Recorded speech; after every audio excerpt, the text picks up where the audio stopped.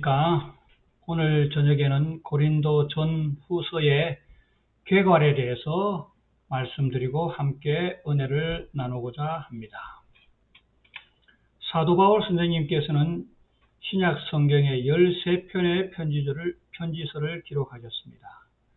그 13편의 편지서를 간단하게 분류해 본다면 고린도전서, 고린도후서, 갈라디아서, 로마서는 희동론적이며 또 데살로니가 전후서는 종말론적이며 옥중서신인 에베소서와 골로새서는 교회론적이며 또 옥중서신 빌레몬서와 빌립보서는 실존적인 삶을 강조하고 있으며 나머지 서신 디모데전서와 디도서는 전도와 목회적인 권면이 가득한 책이라고 분류할 수 있습니다. 오늘 저녁에 공부하게 될 고린도 전후서는 기독론적인 책으로서 어떠한 교훈들을 우리가 배워야 할지 잠시 생각해 보도록 하겠습니다. 먼저 하나님의 말씀 고린도전서 1장 1절부터 4절의 말씀을 보도록 하겠습니다. 고린도전서 1장 1절부터 4절의 말씀입니다. 제가 봉독하도록 하겠습니다. 하나님의 뜻을 따라 그리스도 예수의 사도로 부르심을 입은 바울과 및 형제 소스데네는 고린도에 있는 하나님의 교회 곧 그리스도 예수 안에서 거룩하여지고 성도라 부르심을 입은 자들과 또 각처에서 우리의 주 곧 저희와 우리의 주 대신 예수 그리스도의 이름을 부르는 모든 자들에게 하나님 우리 아버지와 주 예수 그리스도로 쫓아와 은혜와 평강이 있기를 원하노라. 그리스도 예수 안에서 너희에게 주신 하나님의 은혜를 인하여 내가 너희를 위하여 항상 하나님께 감사하노니. 먼저 고린도 전후서를 공부하면서 고린도 도시에 대한 특징들을 간단하게 살펴보도록 하겠습니다. 고린도는 그리스와 펠레포네스 반도를 연결하는 항구 도시로서 지중해를 동양과 서양으로 나누는 요충지에 위치한 도시입니다. 동양이라고 하면 아시아, 서양이라고 하면 유럽을 나누는 요충에 있는 도시였습니다. 서쪽으로는 이고니아 해를 통해서 이탈리아로 가는 랑케이온 항구가 있었으며 동쪽으로는 아테네를 바라보는 곳으로서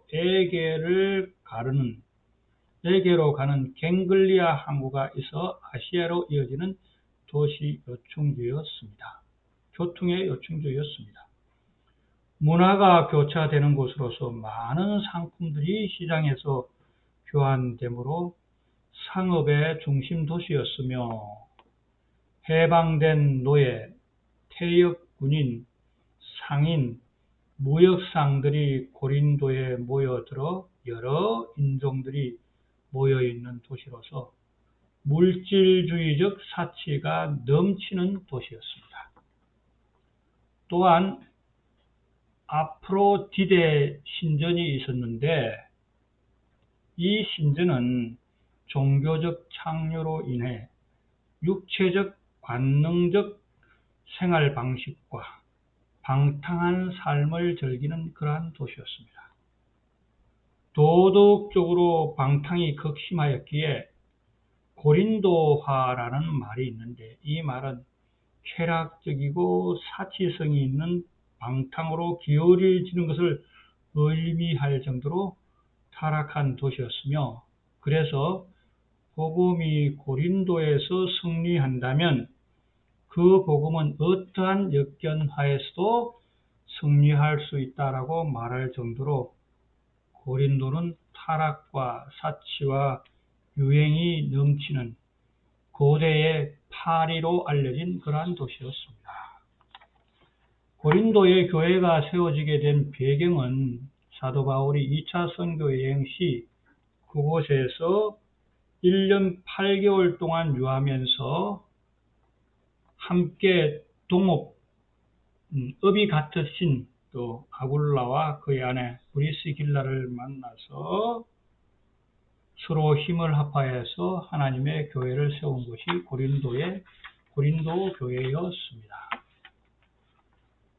고린도 교회에는 부유한 사람과 가난한 사람들이 모여 있었기에 또 빈부격차가 있으므로 여러 문제가 야기되기 시작하였으며, 특별히 사도 바울이 고린도를 떠난 후 약 3년이 지난 다음에 바울이 없는 동안에 교회에 여러 가지 문제가 있다는 것으로, 또 교회에 여러 가지 당파가 있다는 것을 사도 바울이 알게 되었습니다.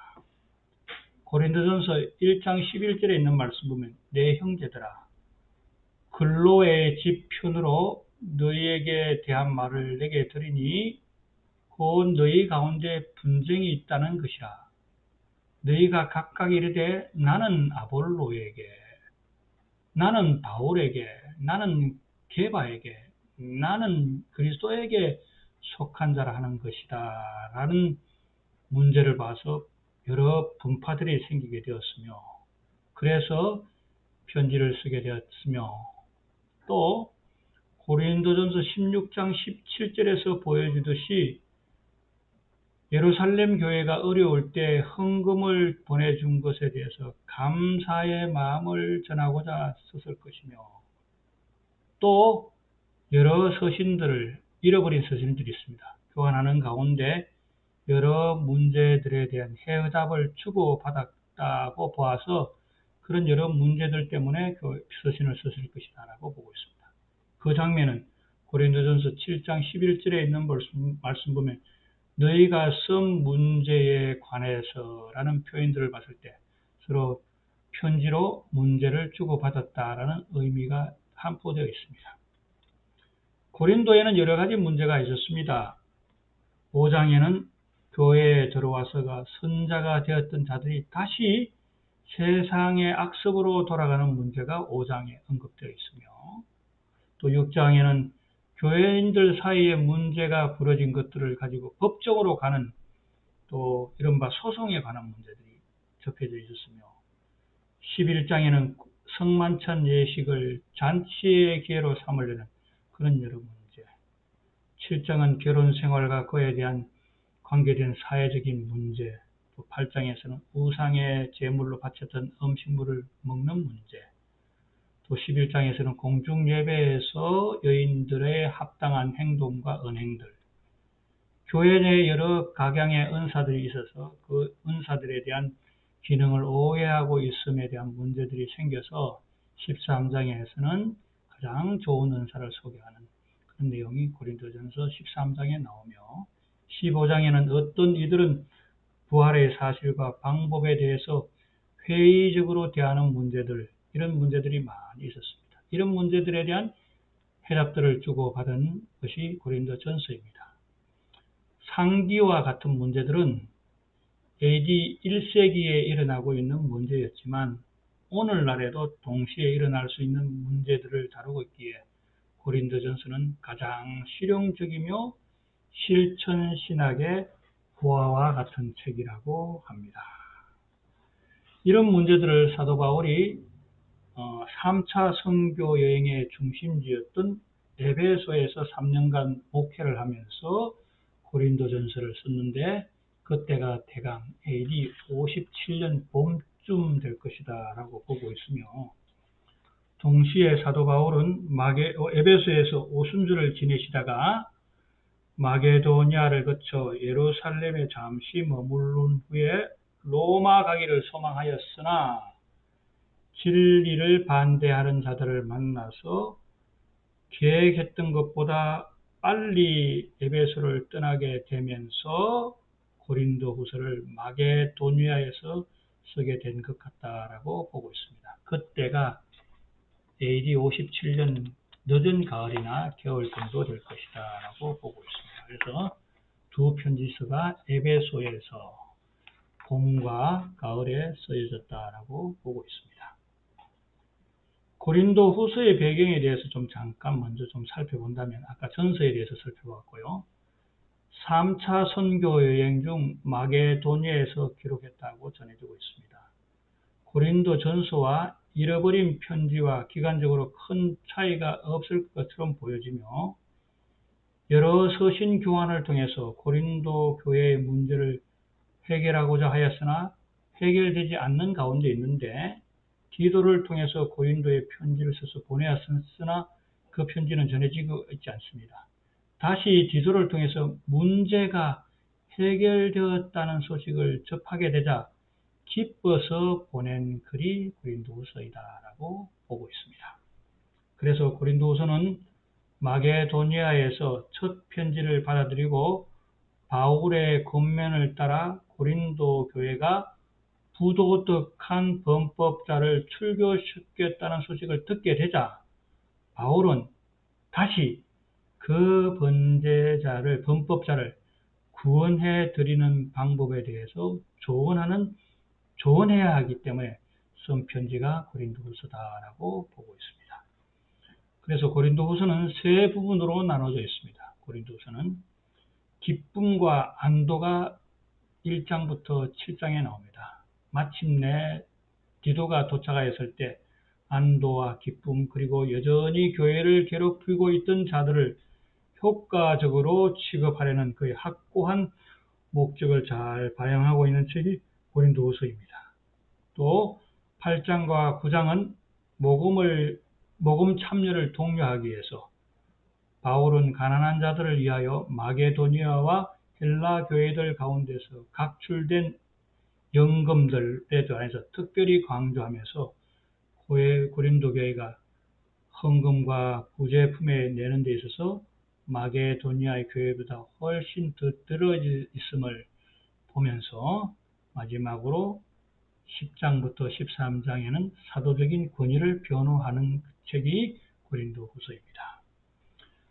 고린도전서 후서의 특징은 독특하고 뛰어난 문학 작품이다라고 합니다. 그 이유는 자신의 마음을 진솔하게 털어놓은 얘기가 있으며, 자랑하는 것과 칭찬받는 이야기를, 자랑과 칭찬이라는 말을 31번 하고 있으며, 부득불 자랑한다고 하면서 이 편지서에서만 공개하는 자신의 특별한 경험들을 기록하고 있습니다.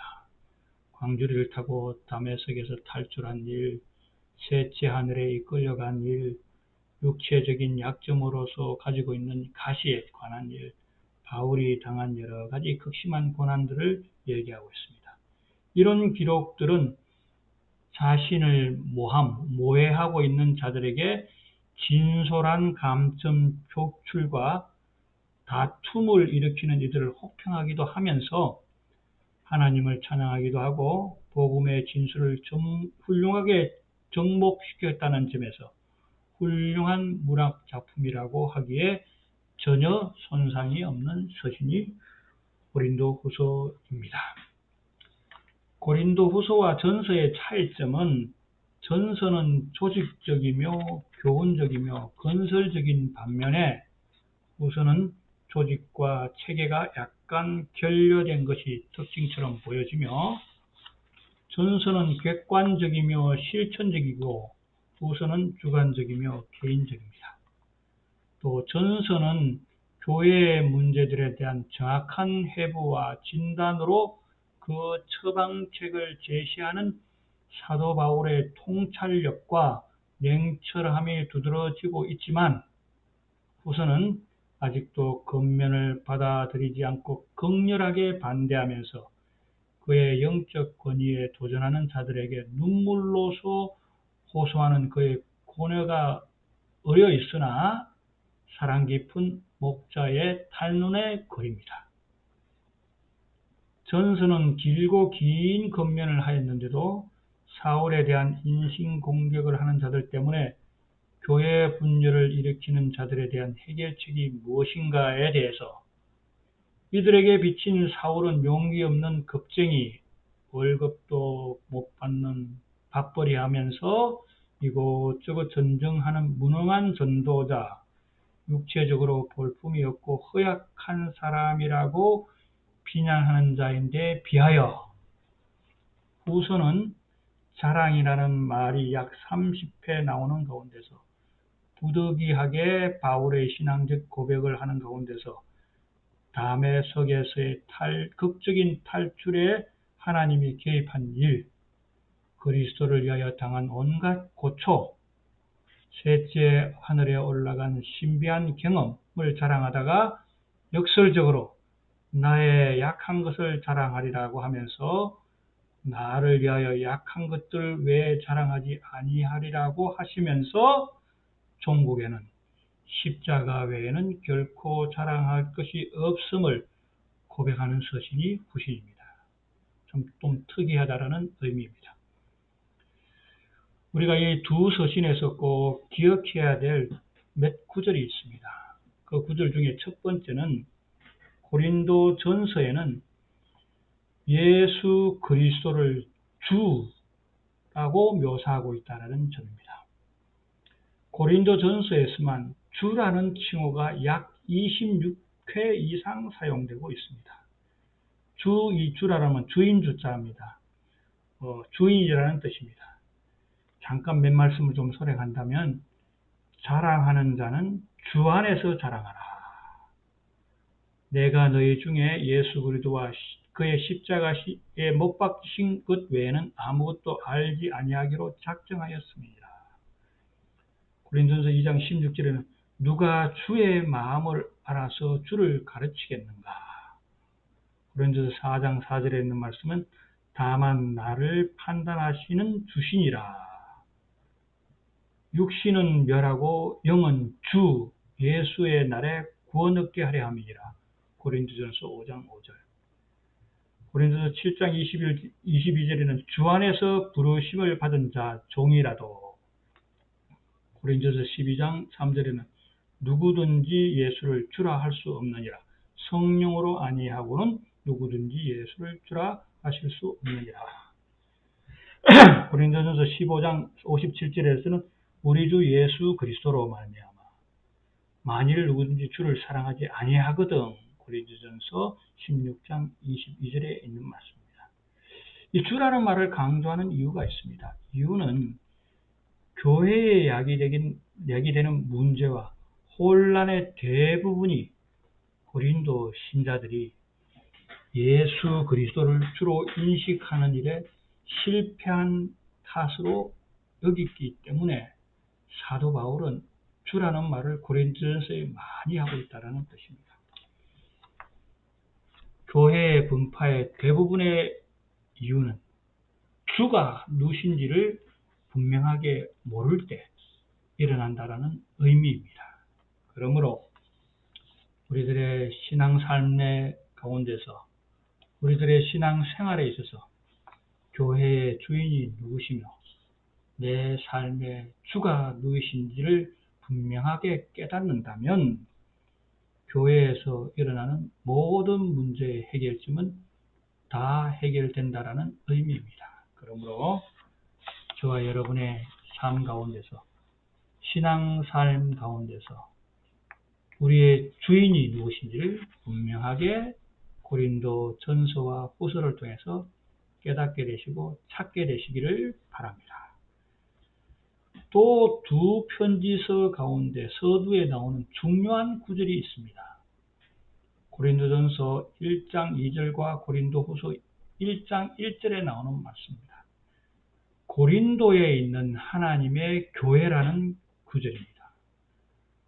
고린도에 있는 하나님의 교회라는 구절은 세상의 모든 교회는 하나님의 교회이며 이 하나님의 교회는 하나님이 자기 피로 사신 교회로서 그 교회의 반석 대신 예수 그리스도 위에 세워진 교회이므로 음부의 권세가 이기지 못하는 교회입니다. 하나님의 교회라는 이 개념이 아주 중요하다는 뜻입니다. 이 하나님의 교회는 하나님의 뜻에 대적하는 도시 고린도는 고린도라는 세속적인 도시 위에 세워졌다라는 뜻입니다. 비록 하나님의 교회가 하나님의 대적하는 도시에 세워져 있지만 하나님의 교회는 세상의 뜻을 따르는 교회가 될 것이 아니라 하나님의 뜻에 지배받는 교회가 되어서 하나님의 사업에 협력처가 되어야 함을 강조하고 있다는 점입니다. 이러한 점에서 사도 바울은 하나님의 교회에 대한 사도 바울의 책임의식이 강하였기 때문에 교회는 부패하고 타락한 도시에 복음을 전해야 하며 또 그 도시를 올바로 깨우쳐야 하기에 사도 바울은 그는 빚진 자의 심정으로 자기가 힘이 원하는 소망하는 마음으로 또 교회가 전해야 하는 복음에 부끄러워하지 않기 때문에 복음을 전했으므로 사도 바울은 그에게 주어진 임무를 잘 수행했다는 것을 우리가 알 수 있습니다. 이 고린도에 있는 하나님의 교회라는 이 개념을 깊이 생각하시면서 우리가 섬기는 교회는 세상에 있지만 하나님의 교회임을 깊이 생각하시면서 세상의 뜻을 따르지 않는 하나님의 교회에 진실된 신실된 우리 성도님들이 다 되게 되시기를 바랍니다. 마지막으로 고린도후서에는 예수 그리스도를 우리의 위로 우리의 만족이시다라고 소개를 하고 있습니다. 고린도후서의 시작은 찬송하리로다 그는 우리 주 예수 그리스도의 하나님이시요 자비의 아버지시요 모든 위로의 하나님이시다라고 고린도후서 1장 3절에 말씀하고 있으며 고린도후서의 마지막 이 서신의 마지막에도 마지막으로 말하노니 형제들아 기뻐하라 온전케 되며 위로를 받으며 마음을 같이하며 평안할지어다고 말씀하시고 있습니다. 이 두 위로 가운데 위로받을 이유가 있는데 이 두 구절 가운데 위로받을 이유가 있는데 우리의 만족은 오직 하나님께로서 났으며 하나님이 능히 모든 은혜를 우리에게 넘치게 하시나니 이는 너희로 모든 일에 항상 모든 것이 능력하여 모든 착한 일을 넘치게 하려 하심이라고 하시면서 모든 위로의 권한은 내게 내 은혜가 내게 족한 것에 있음을 고백하고 있습니다. 그래서 화이트 여사는 두 편지서 고린도전서와 고린도후서는 사도 바울의 모든 편지서들 가운데서 가장 풍부하고 가장 교훈적이며 가장 힘있는 편지서이라고 하셨습니다. 사랑하는 우리 수원중앙교회 성도님들이시여 고린도전서와 고린도후서를 통해서 우리 주 예수 그리스도는 하나님의 교회의 주인이시며 영원한 위로자 되시며 우리의 영원한 만족자 되심을 발견하시므로 보이는 것은 잠깐인 이 세상에서 보이지 않는 것을 바라보시므로 영원한 만족을 얻게 되시는 성도님들의 신앙이 되시기를 바라면서 오늘 말씀을 마치도록 하겠습니다.